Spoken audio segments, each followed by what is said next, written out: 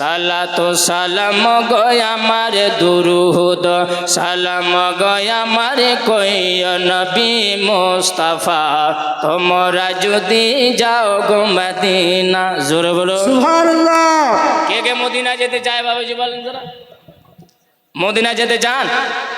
আরে ভাই হাত উঠে বলেন মদিনা যেতে চান? যারা হাত উঠাবেন না আমি এটাই ধারণা করব যে ইচ্ছা নাই, মদিনা যাওয়ার ইচ্ছা না। হাত উঠে বলেন মদিনা যেতে চান কি চান না? সবাই মদিনায় যেতে চায়। আচ্ছা বলেন আমরা মদিনা কেন যাব না বাবাজি? আমার নবী পাক বলেছেন মান যারা কবরি ওয়াজাবাত লাহু শাফাতি, যেই ব্যক্তি আমার কবরের জিয়ারত করবে হাসরের মাঠে সেই ব্যক্তির আমি শাফাত করব। বলেন সুবহানাল্লাহ। মদিনাতে যদি হাজরি দিই তাহলে হাসরের মাঠে আমার নবী আমাদের শাফাত করবে। তা আমরা মদিনা যেতে চাবো না? আমরা মদিনা যাওয়ার ইচ্ছা করব না? অবশ্যই করব। তো পড়েন আমার সঙ্গে পড়েন, আওয়াজ মিলিয়ে সালাতু সালাম গয় আমার, জোরে বলেন সালাতু সালাম গয় আমার দুরুদ সালাম আরে কোয় নবী মুস্তাফা তোমরা যদি যাও গো মদিনা, তোমরা যদি যাও গো মদিনা। সালাতু সালাম গো আমার সবাই বলেন। দরুদ সালাম গয় আমার কোয় নবী মুস্তাফা তোমরা যদি যাও গো মদিনা। সালাতু সালাম গয় আমার দুরুদ সালাম গয় আমার কইয় নবী মুস্তাফা তোমরা যদি যাও গো মদিনা, তোমরা যদি যাও গো মদিনা। মদিনা শরীফের মাটি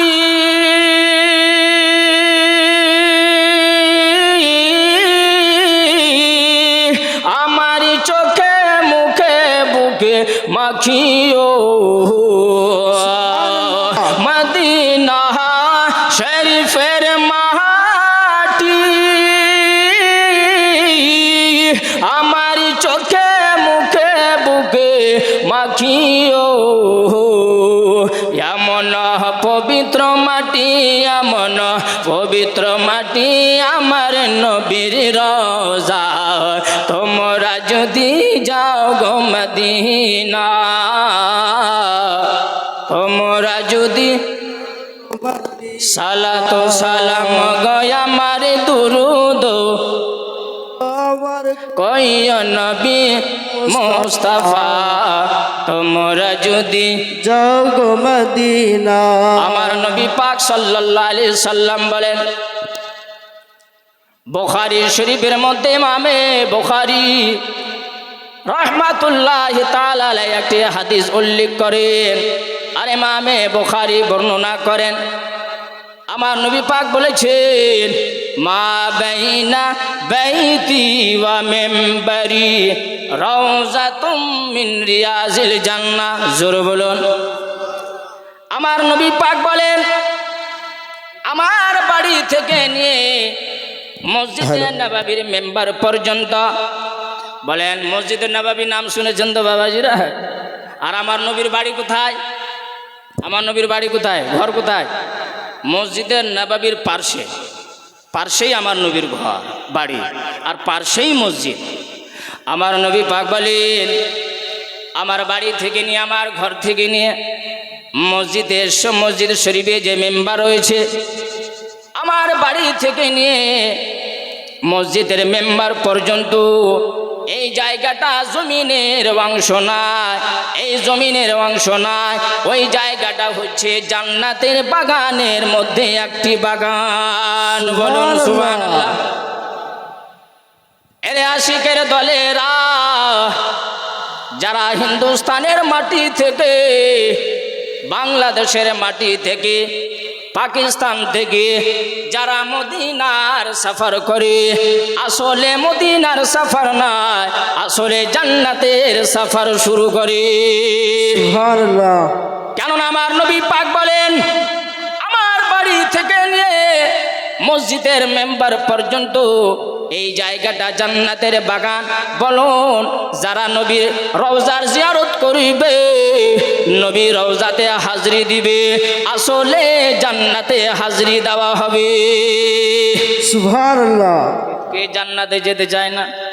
আপনারা এই জান্নাত দেখতে চান না? আপনারা জান্নাত যেতে চান না? কে জান্নাতে যাবে না ভাই বলেন?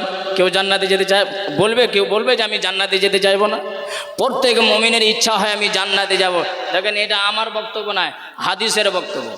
বুখারী শরীফের হাদিস, আমার নবী পাক বলছেন, মা বাইনা বাইতি ওয়া মিম্বারি রাউযাতুম মিন রিয়াজিল জান্নাহ। আমার বাড়ি থেকে নিয়ে মসজিদের নববীর মেম্বার পর্যন্ত যে জায়গাটা আছে, এই জমিনের অংশ নয়, জান্নাতের অংশ। তার জন্য মদিনা যেতে চায়। সালাতু সালাম গোয়া মারি দুরুদ সালাম গোয়া মারি কই নবী মুস্তাফা, তোমরা যদি যাও গো মদিনা। আমার নবী রওজার ফজিলত ইমামে খতিব তাবরিজি রাহমাতুল্লাহ আলাইহি মিশকাত শরীফের মধ্যে কিতাবুল ফাজাইল বাবুল কারামাত চ্যাপ্টারের মধ্যে হাদিস নম্বর 5955 মধ্যে হাদিস উল্লেখ করেছেন। আন-নুবাইহাত ইবনে ওয়াহাবিন, হযরতে নুবাইহ ইবনে ওয়াহাব রাদিয়াল্লাহু তাআলা আনহু বর্ণনা করেন, আন্না কাবান দাখালা আলা আয়েশা রাদিয়াল্লাহু তাআলা আনহা ফাযাকারু রাসূলুল্লাহ সাল্লাল্লাহু আলাইহি ওয়াসাল্লাম মা ফাকালা কাবুন মা মিন ইয়াউমিন ইয়াতলু ইল্লা নাযালা সাবউনা আলফাম মিনাল মালাইকা। বলুন সুবহানাল্লাহ। আমার নবী পাকের বিষয়ে সাহাবিয়ে রাসূল হযরতে কাব বর্ণনা করেন, এরে নবীর জামান, নবীর সাহাবারা শুনো, এ মদিনার বাসিন্দারা, আমার নবীর রওজার ফজিলত শুধু কি ফজিলত? আমরা যখন ফজরের নামাজ আদায় করি, সকালবেলা যখন বিছানা থেকে উঠি, সূর্য দেখতে পাই না বাবাজি? সূর্য দেখতে পাই কি পাই না? যখন আমরা সূর্য দেখতে পাই, হযরতে কাব বর্ণনা করেন, প্রত্যেক সকালবেলায় আমার নবী রওজায় আল্লাহর পক্ষ থেকে ৭০,০০০ ফেরেশতা মণ্ডলীরা হাজির হন। বলেন সুবহানাল্লাহ। কত হাজার? কত হাজার? ৭০,০০০ ফেরেশতা মণ্ডলীরা কোথায় আছেন? আমার নবী রওজাতে হাজির হন। তারপরে কি করেন? হাত্তা ইউহাফু বিকবর রাসূলিল্লাহ, হাত্তা ইয়াহুফু বিকবর রাসূলিল্লাহ আই ইউহিতু বিকবর রাসূলিল্লাহ। অর্থ হবে, ওই ফেরেশতা মণ্ডলীরা আমার নবী রওজাকে নিজের নুরানি ডানা দিয়ে ঘিরে দেন। বলেন সুবহানাল্লাহ। নুরানি পাখা দিয়ে ঘিরে নেন। ইয়াগরিবুনা বিআজনিহাতিহিম ওয়া ইউসাল্লুনা আলা রাসূলিল্লাহ সাল্লাল্লাহু আলাইহি ওয়াসাল্লাম। হযরতে কাব বর্ণনা করেন, ওই ৭০,০০০ ফেরেশতা মণ্ডলীরা আমার নবী রওজাকে নুরানি ডানা দিয়ে ঘিরে নেন, নুরানি পাখা দিয়ে ঘিরে নেন। আর আমার নবীর রওজাতে ওই নুরানি ডানা দিয়ে স্পর্শ করেন। ইয়ালতামিসুনা বারাকাতাহু ওয়া কুরবাহু ওয়া নূরাহু। ওই ফেরেশতা মণ্ডলীরা আমার নবী রওজা থেকে ফয়েজ বরকত অর্জন করেন। বলেন সুবহানাল্লাহ। ফেরেশতারা কি করেন? আমার নবী রওজা থেকে ইয়ালতামিসুনা বারাকাতাহু ওয়া কুরবাহু ওয়া নূরাহু। আল্লাহর ফেরেশতা মণ্ডলীরা আমার নবীর দরবারে হাজির হয়ে নিজের নুরানি ডানা দিয়ে আমার নবী রওজাকে স্পর্শ করেন। আর আমার নবী রওজা থেকে ফয়েজ হাসিল করেন, বরকত হাসিল করেন। বলেন, আসমানের জগৎ থেকে আল্লাহর ফেরেশতারা আমার নবীর দরবারে হাজির হয়ে নবী রওজা থেকে ফয়েজ হাসিল করেন। আমরা আশিকের দল, আমরা নবীর চাহানেওয়ালা হিন্দুস্তানের মাটি থেকে সাফার করে মদিনা গিয়ে আমার নবীর দরবারে হাজির হয়ে আমরা কেন বরকত হাসিল করব না? নারে তাকবীর, জোরে সোরে নারে তাকবীর, নারে রিসালাত। হযরত মুফতি মাওলানা মোহাম্মদ তোফাজ্জল হোসেন নাইমি সাহেব। তারপরে লেখেন যে আমার নবী পাক সাল্লাল্লাহু আলাইহি সাল্লামের রওজাতে হাজির হন, ওয়া ইসাল্লুনা আলা রাসূলিল্লাহ সাল্লাল্লাহু আলাইহি সাল্লাম।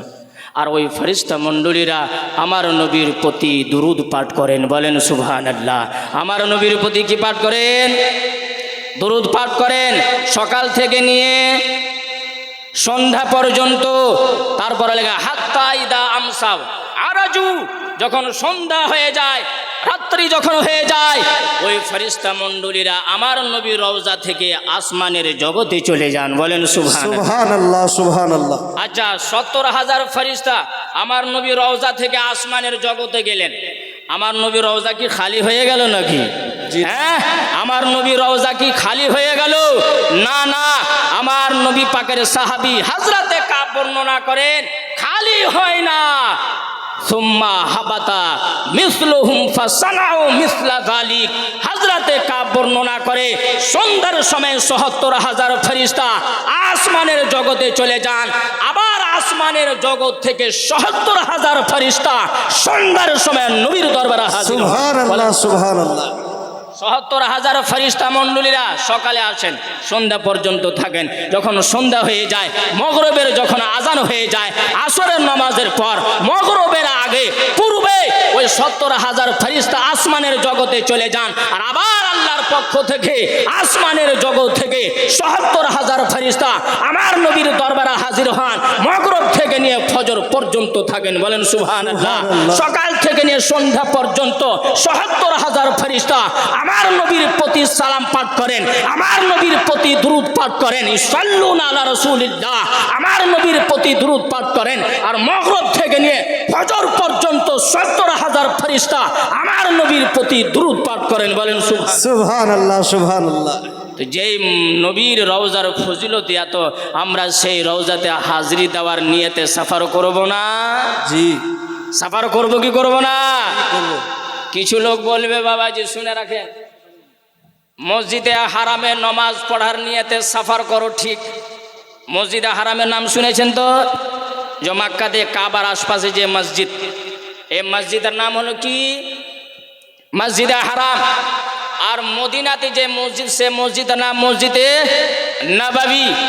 তো কিছু লোক বলবে যে মক্কাতে নমাজ পড়ার নিয়তে সফর করো, ঠিক। মদিনাতে মসজিদে নববীতে নামাজ পড়ার নিয়তে সফর করো, ঠিক। কিন্তু আমার নবীর রওজার জিয়ারত করার উদ্দেশ্যে সফর করিও না, বলেন নাউজুবিল্লাহি মিন যালিক। বলেন মক্কার ফজিলত কার বরকতে? মক্কার ফজিলত কার বরকতে? আমার নবীর বরকতে। কাবার ফজিলত কার বরকতে? আমার নবীর বরকতে।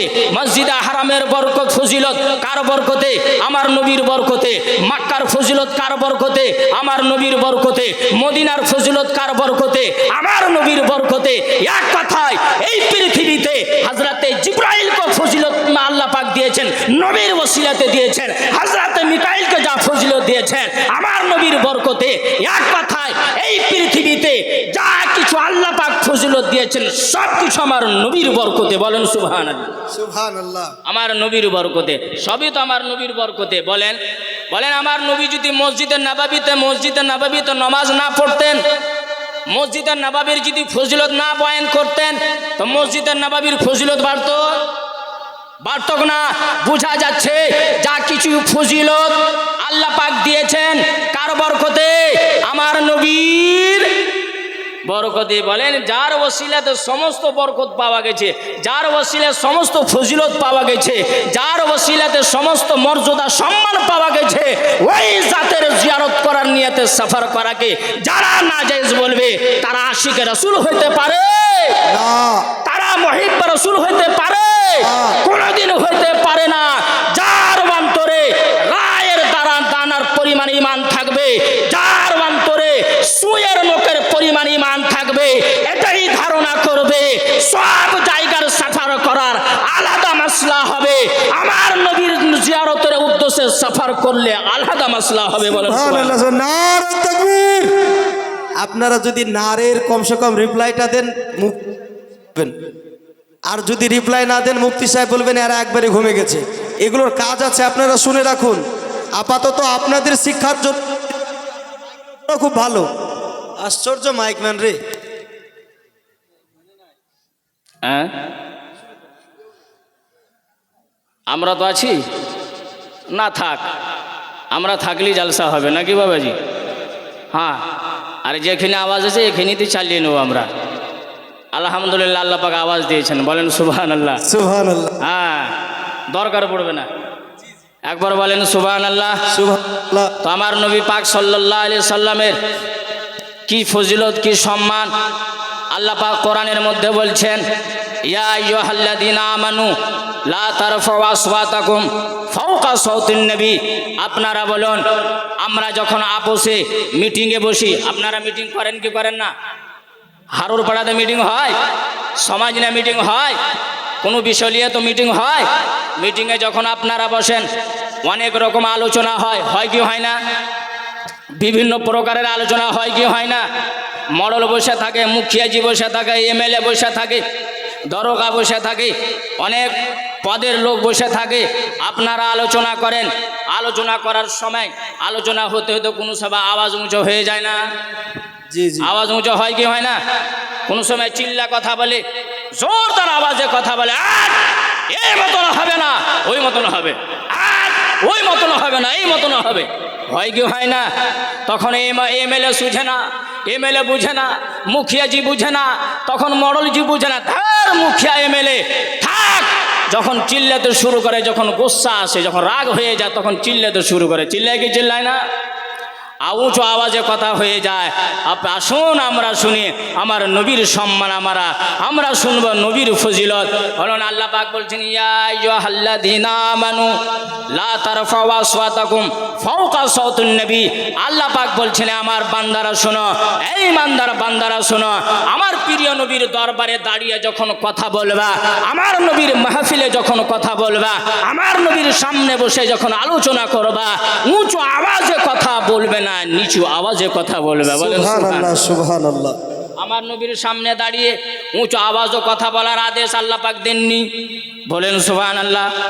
আমার নবীর সামনে দাঁড়িয়ে উঁচু আওয়াজে কথা বলার আদেশ নাই। ওয়ালা তাজহারু লাহু বিল কল কাজহারি বাদিকুম লিবাদ। আল্লাহ পাক বলছেন, হে আমার ঈমানদার বান্দারা শুনো, এক অপরকে যেভাবে ডাক দাও, নিজের আপোষে যেভাবে আলোচনা করো, যেই নিয়মে, যেই পদ্ধতিতে আলোচনা করো, হে ঈমানদার বান্দারা, তোমরা যদি ঈমানের হেফাজত করতে চাও, তোমরা যদি আমলের হেফাজত করতে চাও, সেই মতন আলোচনা আমার নবীর দরবারে করিও না। সেই নিয়ম আমার নবীর দরবারে আলোচনা করিও না। আর যদি কেউ করে থাকে, কেউ যদি নবীর সম্মান না করে, অসম্মান করে, নবীর যদি আদব না করে, বেয়াদবি করে, কোনো বান্দা যদি আমার নবীর শানে গুস্তাখি করে, কোনো বান্দা যদি আমার নবীর শানে যদি গুস্তাখি বেয়াদবি করে, তাহলে কি হবে?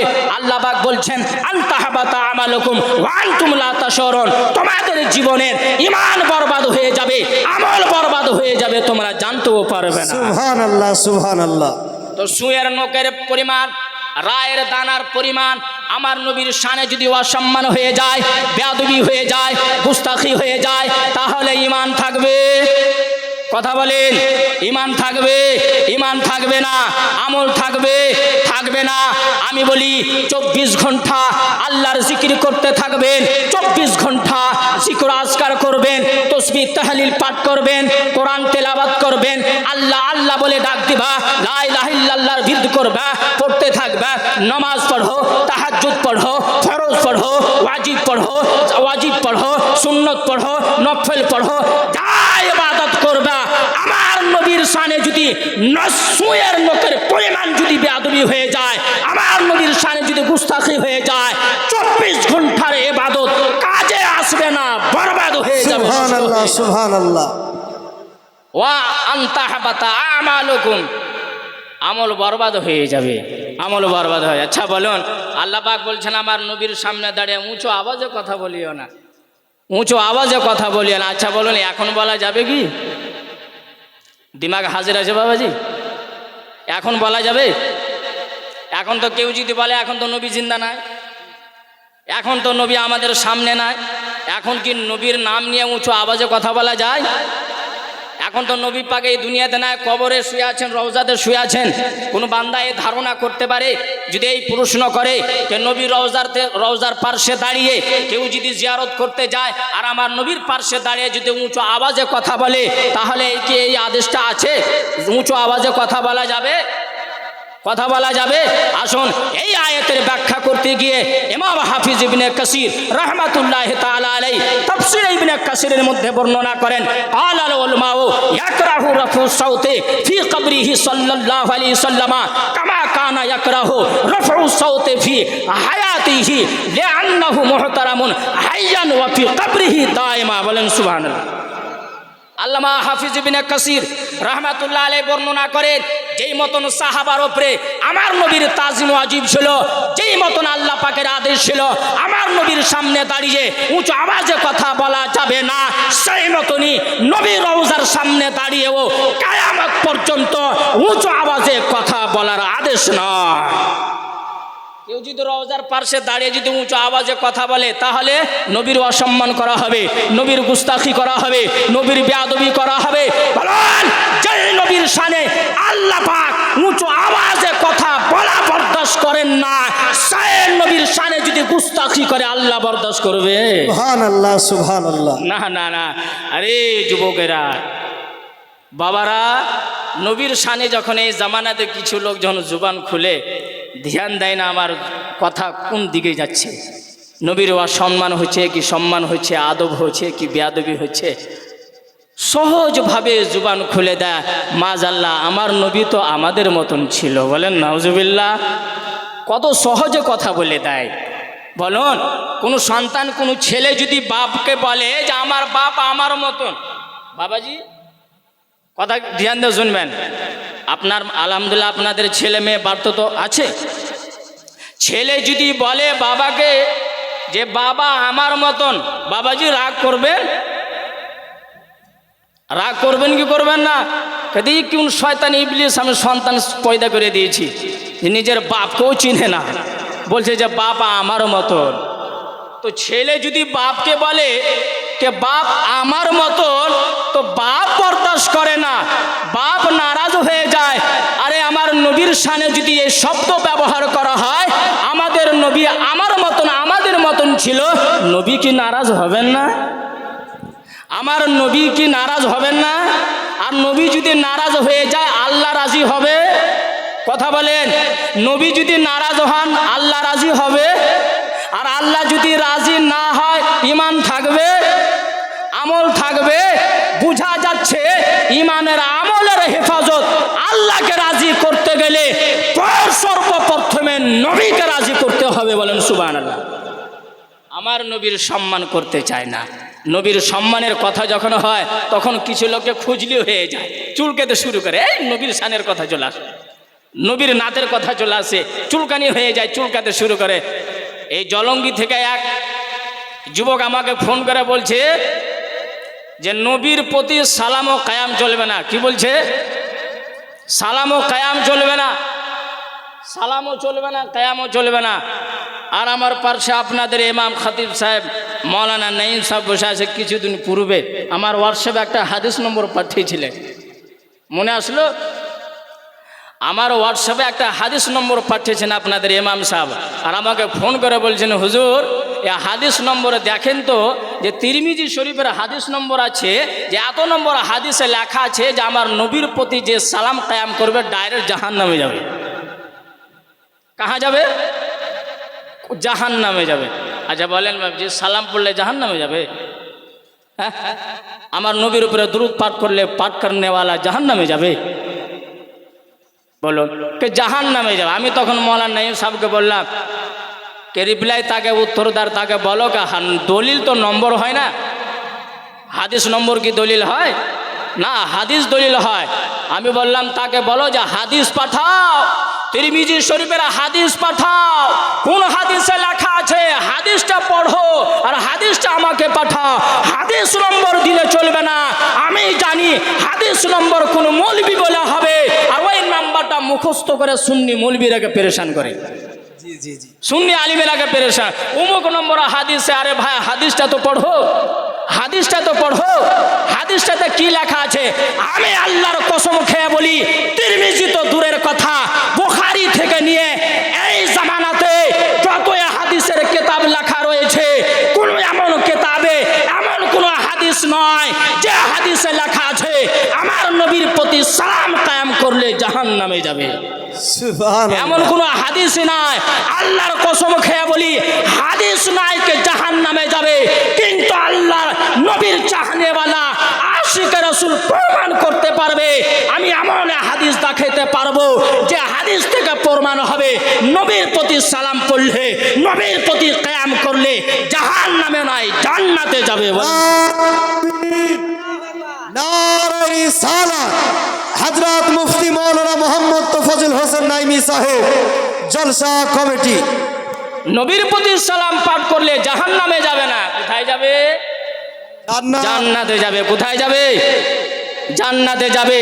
আর আমি বলি, আচ্ছা বাবাজি, একটা মাসলা বলবেন, আপনারা মাসলা বলেন, আমার প্রশ্ন আপনাদের উত্তর।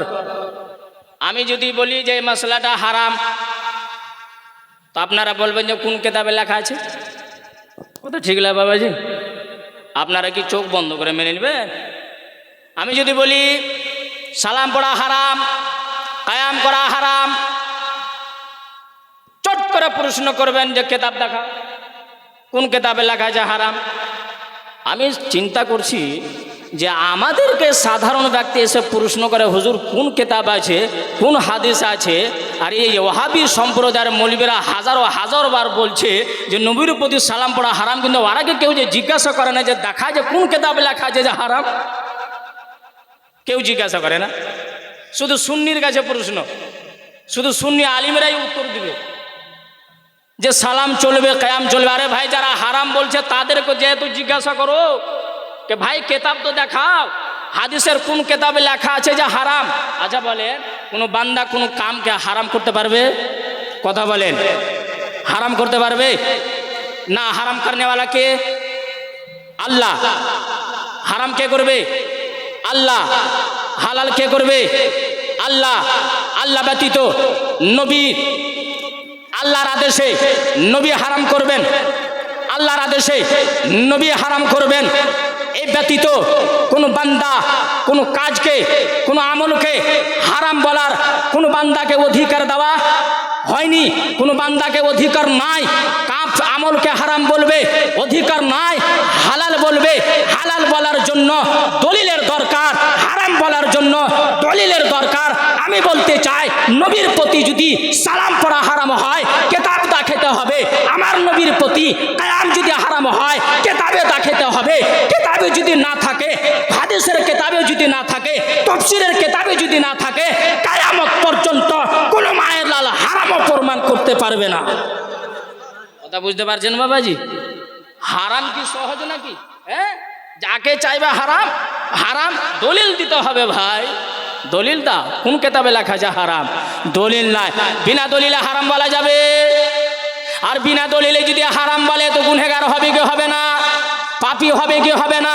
তো যেই মৌলবীরা নিজেই পাপের কাজ করে, যেই মৌলবীরা নিজেই গুনহার কাজ করে, সেই গুনহেগার পাপী খাতাকার মৌলবীদের মাসলা মানা যাবে? মানা যাবে না। সেই গুনহেগার পাপী মৌলবীর খাতাকার মৌলবীদের ফতোয়া মানা যাবে? আচ্ছা, আর একটা মাসলা শুনে, আল্লাহ পাক বলছেন ফাসআলু আহলা যিকরি ইন কুনতুম লা তা'লামুন। আল্লাহ পাক বলছেন, আমার বান্দারা তোমরা যদি না জানো তো যারা জানে তাদের কাছে গিয়ে জিজ্ঞাসা করে নাও। বলেন সুবহানাল্লাহ। আচ্ছা বলেন, আপনারা যদি না জানেন তো কোথায় যাবেন? ইমাম সাহেবের কাছে যাবেন না? যাবেন কি না? কোনো মাসলা হলে, ফতোয়া হলে ইমাম সাহেবের কাছে আসবেন, তখন ইমাম সাহেব পারলে নিজেই দিবেন, না হলে কোনো আলিম উলমার সঙ্গে রাবতা করে আপনাকে মাসলা জানকারি দিয়ে দিবে। তো না জানলে জাননেওয়ালার দরবারে যেতে হবে কি হবে না? দরবারে যেতে হবে। তো জাননেওয়ালার দরবারে যেতে হবে। আর যেই নিজেই জানে না তার দরবারে যাওয়া চলবে? বলেন, যে নিজেই জানে না তার দরবারে গিয়ে মশলা জিজ্ঞাসা করা জায়েজ হবে? যে নিজেই জানে না তার দরবারে গিয়ে ফতোয়া নেওয়া জায়েজ হবে? জায়েজ হবে না। আমি বলতে চাই এই যুগে এই জামানাতে ওয়াহাবি সম্প্রদায়ের যত আলিম স্টেজে বসে হারামের ফতোয়া দেয়, হারামের ফতোয়া দেয়, নাজায়েজের ফতোয়া দেয়, একটাও হাদিস পড়ার যোগ্যতা রাখে না, একটাও কোরআনের সঠিক আয়াত পড়ার যোগ্যতা রাখে না, হাদিস পড়ার যোগ্যতা রাখে না, আর দিচ্ছে বড় বড় ফতোয়া। আচ্ছা বলেন, আপনাকে যদি বলি বাবজি বলেন সালাম পড়া হারাম কি হালাল, আপনি বলতে পারবেন? আপনারা বলতে পারবেন না? আপনারা বলবেন, আলিম বলবে।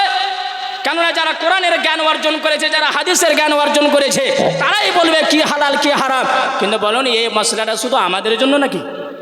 এই হুকুমটা শুধু আমাদের জন্য না, তার জন্য আমার নবী পাক 1450 বছর পূর্বে, 1400 বছর পূর্বে আমার নবী পাক মদিনার মাটি থেকে বলেছিলেন, এমন যুগ আসবে, এমন জামানা আসবে, জাহিল মূর্খ ফতোয়া দিবে, মূর্খ ফতোয়া দিবে, আর ফতোয়া দেনেওয়ালাও পথভ্রষ্ট হবে, আর যাদেরকে ফতোয়া দিবে তাদেরকে পথভ্রষ্ট করবে।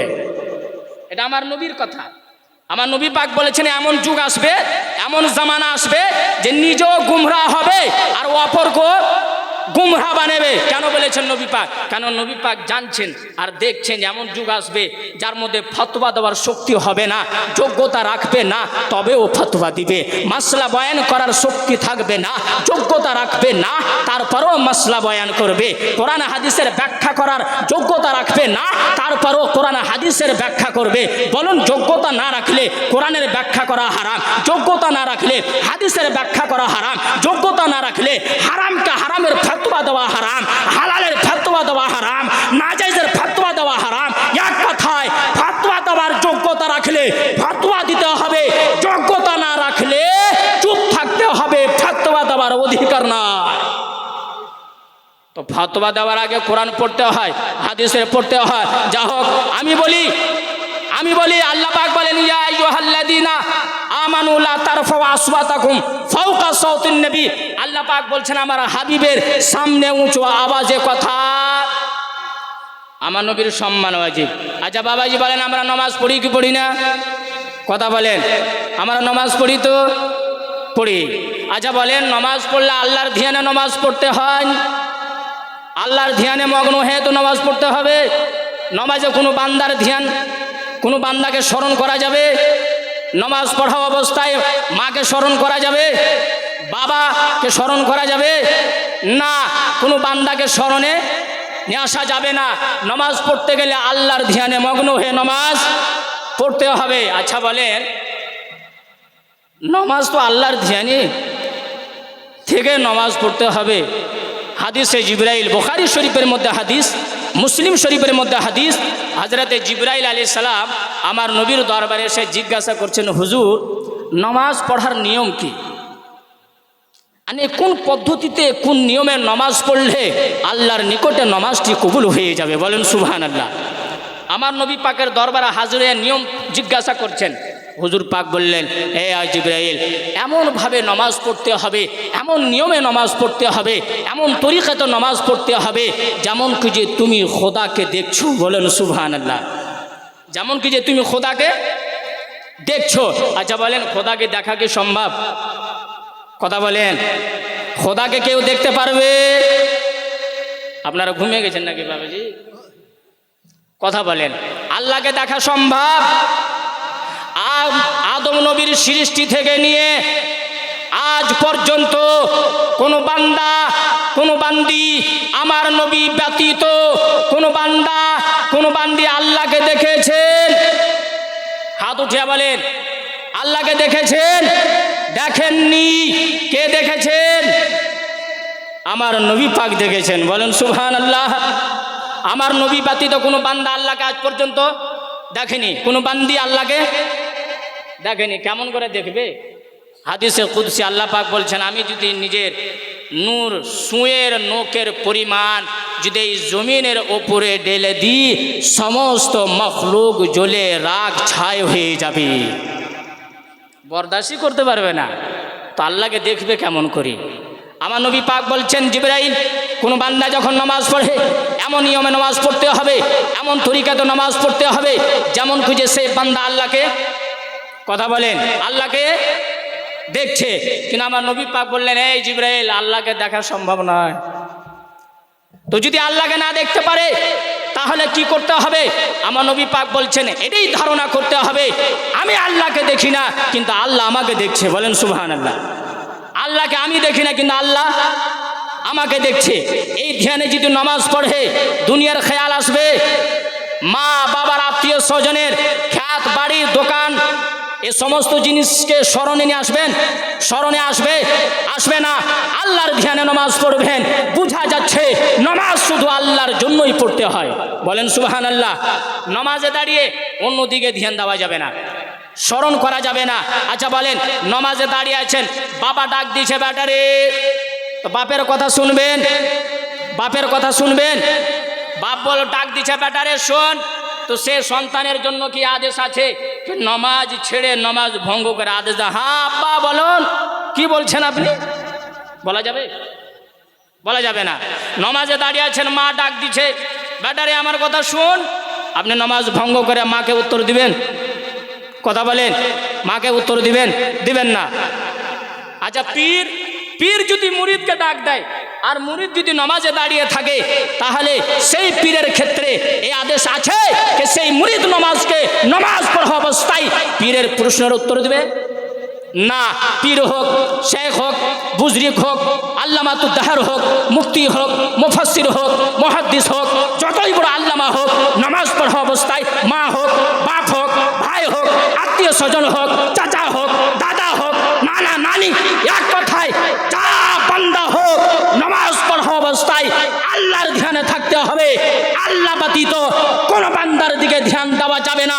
কিন্তু আমার নবী পাক, আল্লাহ পাক বলছেন, আমার প্রিয় নবী যদি তোমাদেরকে ডাক দেয়, তোমরা যদি নামাজ অবস্থায় থাকো আমার নবীর দরবারে হাজির হয়ে যাও। সুবহানাল্লাহ।